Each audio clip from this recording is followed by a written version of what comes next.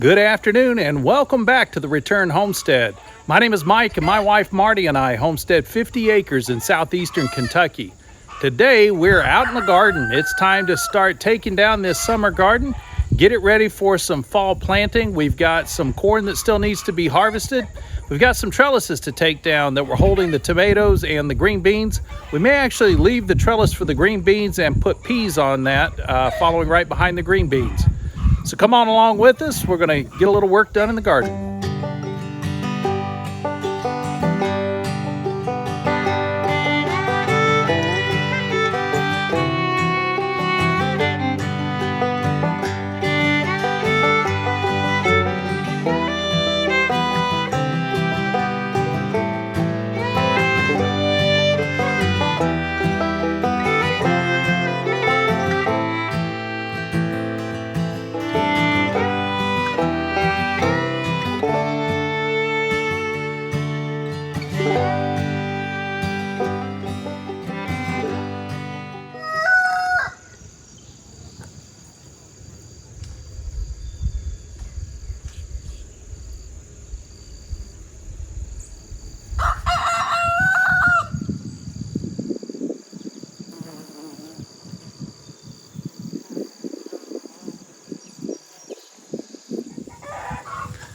Marty's going to start by picking some more green beans. Those things are about played out, but there's still some good food left on the plant, so she's going to get those off of there before we pull the green beans up. I'm going to be working on this potato bed. We've gotten the potatoes harvested out of here. Got an okay harvest of the potatoes. We definitely learned a lot. We'll be doing things a little differently next year. And I've thrown some goat manure and old goat bedding out on top of this bed. It's been sitting for a couple of weeks. So I'm just going to run the tiller lightly over the surface and we're going to make some rows here to get some root vegetables in. Sounds like the chickens are well at work laying eggs too.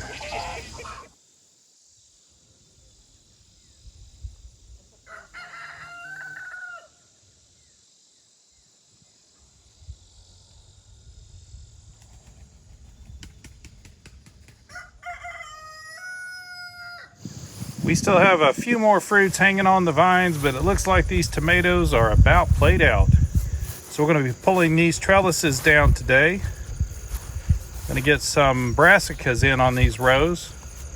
Broccoli, cabbages, some kale, cauliflower, Brussels sprouts. We picked some of those up at our favorite Mennonite nursery today. We didn't get a lot of fruit this year. The apple trees never did get any flowers on them, so we don't have any apples. The peach tree is really struggling to survive, so we don't have any peaches. So we ran out to our favorite Mennonite place and picked up 2 lugs of peaches. So Marty can get busy making her jellies and jams as well as canned peaches. And we'll be picking up apples in about 10 days. And finally get to replace all of the apple pie jam that I've eaten up.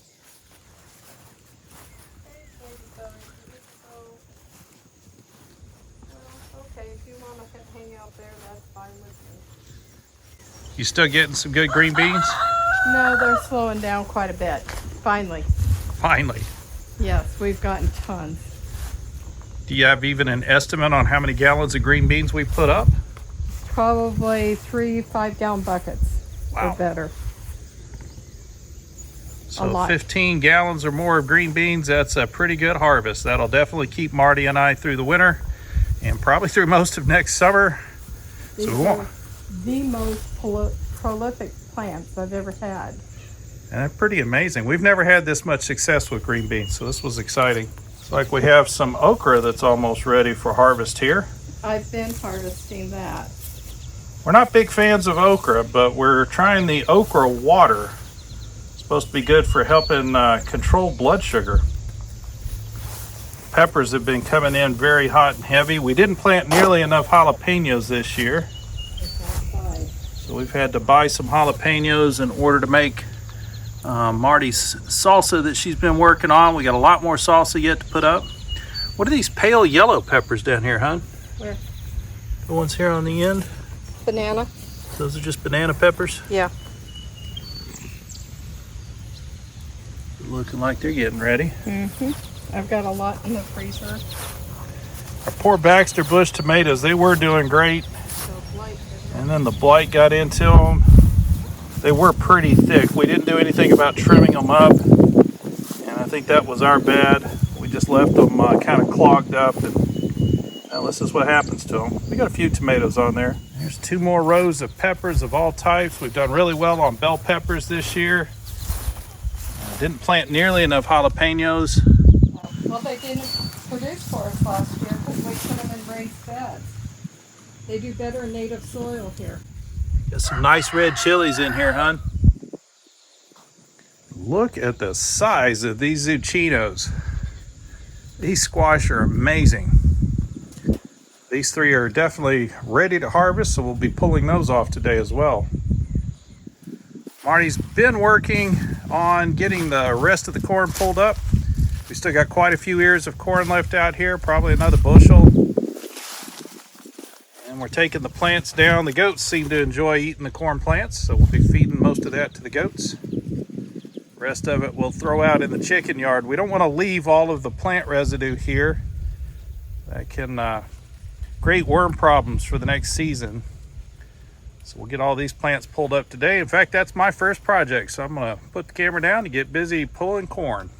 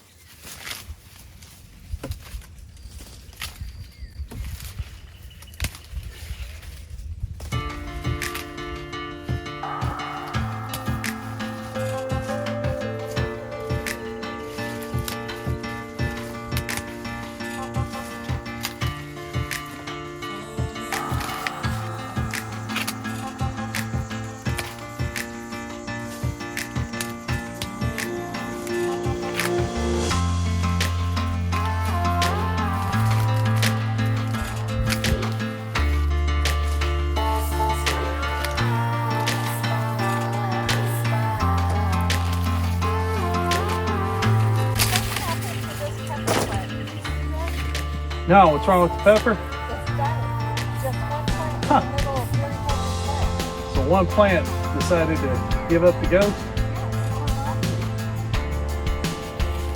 We've been doing well.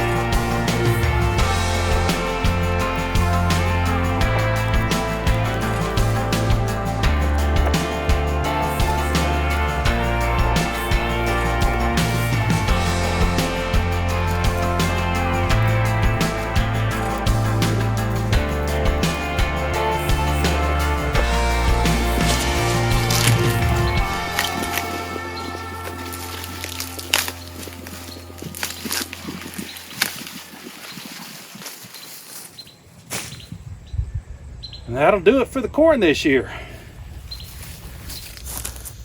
The tomato trellis has done a good job for us this year.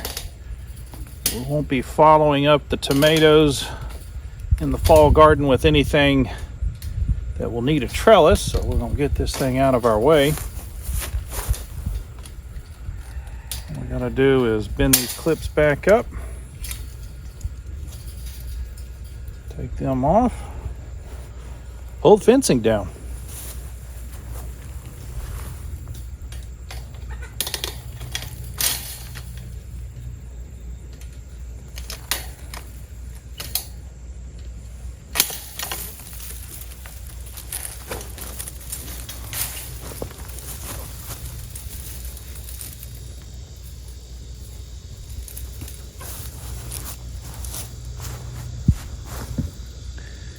Probably the nicest thing about using a fence panel as a trellis, these are real easy to disassemble at the end of the season. We got two That's a good peach.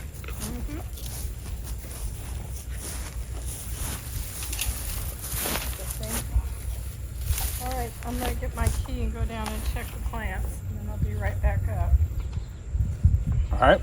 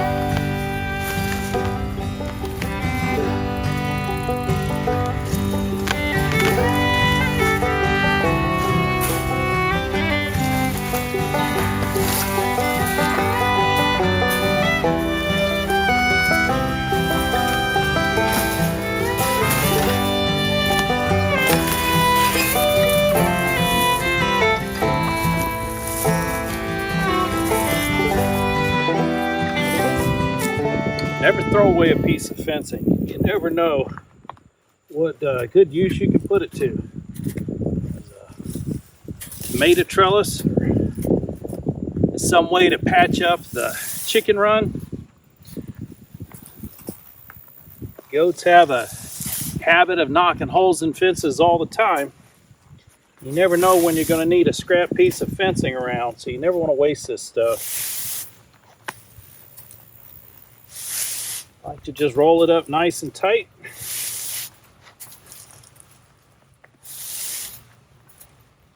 And you'll have these little pieces of wire sticking off of the other end. I always leave those on the cutoff end.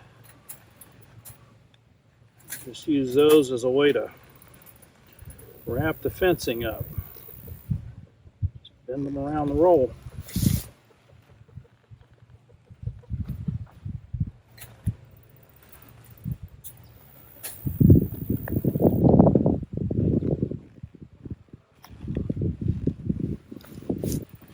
You don't have to bend every one of these things over, just one on each end, one in the middle. More than enough to hold the roll tight. It's all ready for storage. Probably the biggest reason for working with T-posts for fencing is that they're not permanent. They are solid and they will stay in place. They're not going to move on their own. You're not going to pull this out of the ground by hand.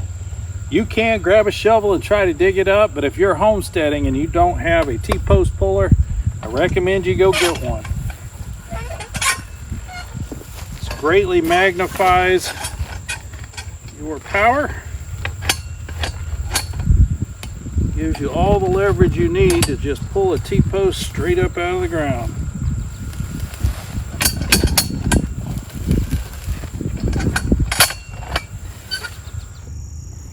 And just like that, the bed is all cleaned up. Actually took a couple hours with some grass shears and a spade, digging out all of the stumps from the tomatoes, cutting all the weeds back off of the weed barrier edge. And we've got a bed that is now ready to handle some brassicas. And we do still have 2 rows that need to be cleaned out. We got to get the trellises pulled down, get those T-posts out, get the beds cleaned up and ready for their next planting. We'll probably put brassicas over there as well. But we've got storms moving in. We've got definite threat of thunderstorms happening in the next hour or so. So I've got all the tools cleaned up. We're going to have to call it a night. We do appreciate you joining us here on the Return Homestead. If you haven't subscribed yet, please do so. Hit that like button while you're in there, and we'll see you next time.